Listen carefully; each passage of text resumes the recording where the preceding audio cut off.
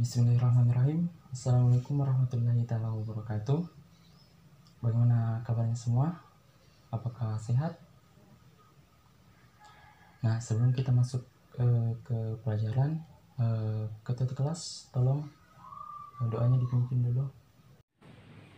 Sebelum belajar, mari kita bersama-sama membaca doa. Berdoa dimulai.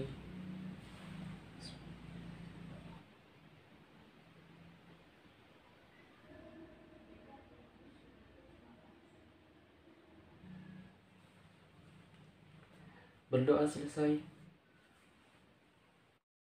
Nah, hari ini apakah ada yang tidak hadir? Atau sakit atau bagaimana keterangannya?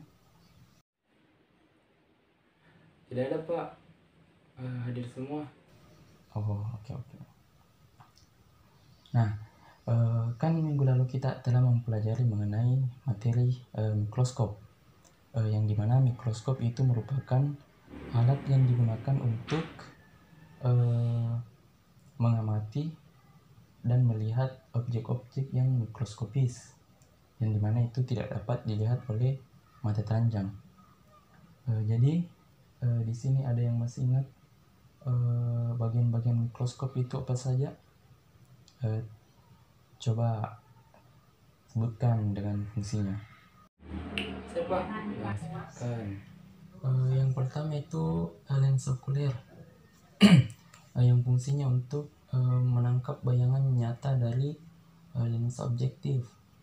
Yang kedua itu lensa objektif yang berfungsi untuk membentuk bayangan nyata dari objek.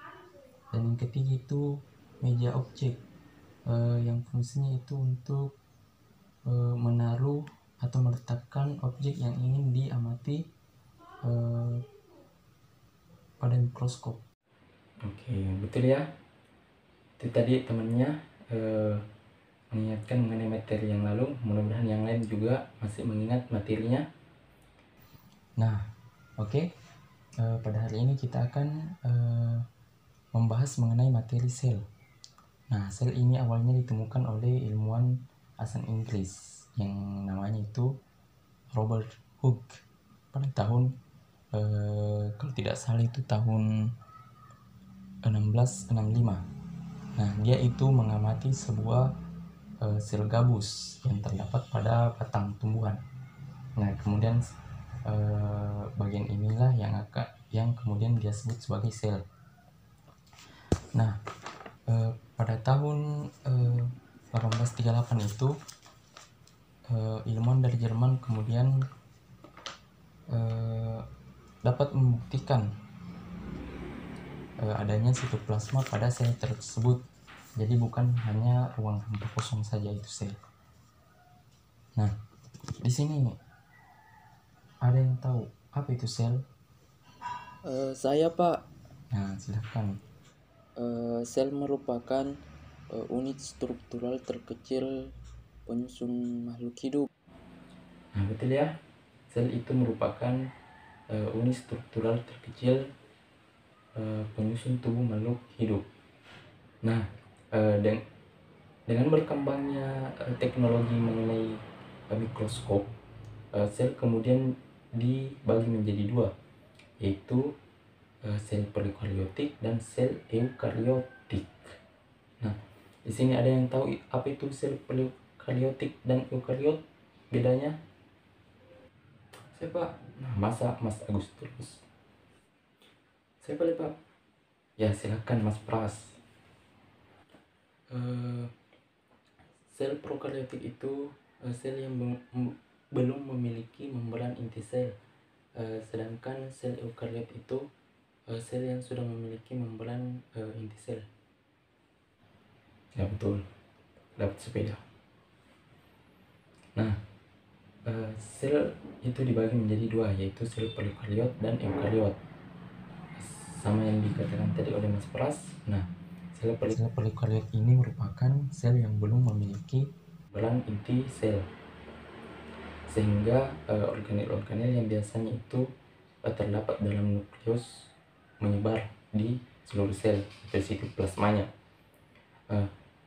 Sel ini biasa kita temukan pada protozoa, contohnya itu amoeba. Nah, sedangkan sel eukariot atau disebut sebagai sel yang telah memiliki membran inti sel, di mana intinya itu sudah jelas, ditutupi oleh atau dikelilingi oleh membran inti yang di dalamnya itu terdapat DNA dan berbagai macam sebagainya. Nah, sel ini kemudian disusun oleh beberapa struktur, yang dimana diantaranya itu pertama membran sel, dimana membran sel ini merupakan bagian yang melindungi sitoplasma supaya tidak tersebar atau keluar dari sel begitu. Nah, yang kedua itu adalah nukleus atau inti sel. Nah, nukleus inilah yang mengatur seluruh aktivitas sel, yang di dalamnya itu terdapat kromosom, yang dimana kita tahu kromosom itu fungsinya tentu saja untuk membawa gen atau membawa sifat kepada anak-anak organisme tersebut. Nah, dan yang terakhir itu ada yang namanya sitoplasma atau cairan sel, dimana sitoplasma ini fungsinya untuk metabolisme sel, yang di dalamnya terdapat berbagai organel-organel. Nah, di sini ada yang tahu organel-organel sel itu apa saja? Sebutkan 3 saja. Saya Pak. Nah, silakan. Organel sel itu tersusun atas contohnya badan Golgi. Yang kedua lisosom. Yang ketiga mitokondria, Pak. Ya, itu tadi ya beberapa organel sel yang disebutkan oleh temannya. Organel sel itu banyak, termasuk yang disebutkan oleh teman kalian tadi. Sepertinya waktu sudah habis. Mungkin sekian dulu pertemuan kita pada hari ini. Mungkin materinya akan kita lanjut minggu depan. Mudah-mudahan semuanya bisa memahami materi kita pada hari ini. Mungkin sekian dulu pertemuan hari ini. Terima kasih atas kerjasamanya. Bila kurangnya mohon dimaafkan. Wabillahi taufiq wal hidayah. Assalamualaikum warahmatullahi taala wabarakatuh. Waalaikumsalam warahmatullahi taala wabarakatuh.